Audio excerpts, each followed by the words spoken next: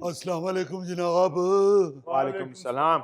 ए हकीम अजीज साहब दी दुकान है जी। जी जी यही दुकान है। आपको क्या लग रहा है ये कूजी हलीम की दुकान है? वैसे माफ करना हलीम तो मैनू याद आया है, पुराने वक्तों में हलीम की दुकान के ऊपर इतनी सी छोटी देग ही पड़ी होती थी। ये हकीम साहब हैं, कोई कसाई नहीं बैठा हुआ। शुक्र करें कि हम कसाई बन नहीं गए, वरना आप जैसा बछड़ा सामने बैठा हो तो छुरी उठाने को जी चाहता है। हकीम साहब वैसे माफ करना, तुसी कसाई बनना भी ना, क्यों? क्योंकि अक्सर आप जैसे छोटे कसाई का ईद वाले दिन बछड़ा दौड़ जाता है। आप यहाँ कसाई लेने आए हैं या दवाई लेने आए हैं? दवाई दवाई जनाब। प्रॉब्लम क्या है? घबरा बड़ा पड़ रहा है जी। ये तो सबको पड़ रहा है। चलो फिर ठीक है, खुदा हाफिज। नहीं नहीं, बैठे बैठे बैठे। जनाब अगर सारियां नु पै रहे हैं तो फिर ठीक है, सारियां दे नाल ही है ना। आप बताएं क्या महसूस कर रहे हैं? आपको देखकर तो काफी बुरा महसूस कर रहा हूँ। आप मुझे ना देखें, अपना मर्ज बताएं। हकीम साहब दिल बैठ रहा है, जिस तरह खब्बे हाथ है भाई साहब दा पट्ठा नहीं बैठा। भाई नब्ज दिखाइए। वो तो मैं घर छड़ आया जी। भाई बाजू दिखाइए। अच्छा ए लो जनाब। ओए होए होए होए होए होए। वो अंदर मौला जट चलन रही, हलचल मची हुई है नब्ज में। अंदर कोई टॉक शो हो रहा है जी। नहीं मेरे भाई, नब्ज तो आपकी यूं चल रही है जैसे कच्चे रोड पर चिंची चल रहा हो। अल्लाह खैर करे। हकीम साहब कई दिनों से रंग भी मेरा पीला पड़ा हुआ है। भाई जिगर काम करना छोड़ गया है। जिगर खून बनाएगा तो रंगत निखरेगी ना। अच्छा जी। जिगर में बड़ी गर्मी है।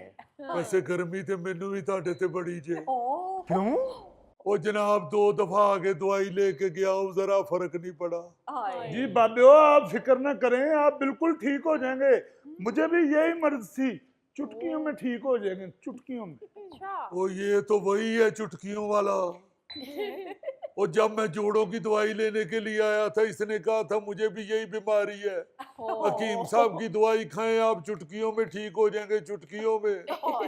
2 हफ्ते में दवाई खाती है, ठीक मैं की होना सी, मैं तो चुटकी बजान जोगा ही नहीं रहा।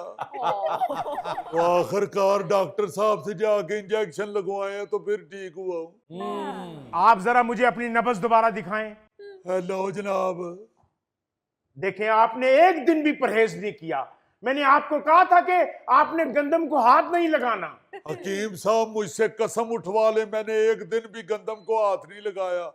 आपकी बहू नवाले तोड़ तोड़ के मेरे मुंह में डालती है। बहू यानी कि आपके बेटे की बेगम? नहीं नहीं नहीं नहीं, मेरी बीवी यानी आपकी बहू।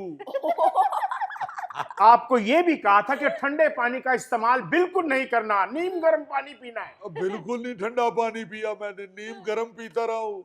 बल्कि मैंने तो पानी पिया ही नहीं उस दिन से, मैं तो चाय पी रहा हूँ। भाई चाय तो तुम्हारे लिए जहर है। जो नुस्खे में मैंने जड़ी बूटियां लिख के दी थी उसका कावा पीना था। अच्छा। गोश्त तो तुमने नहीं खाया? नहीं बिल्कुल नहीं खाया जी। शाबाश, गोश्त को देखना भी नहीं है। नहीं वेख्या है, मैं झूठ नहीं बोलना। वो घर से बाहर निकलता हूँ तो सामने हमसायों का बकरा बंधा हुआ है, हाँ। उस पे नजर पाड़ी जाती है, फिर क्या करूं। देख रहे हैं आप, बदपरहेजी पे बदपरहेजी। हकीम साहब ये कौन सी बदपरहेजी है?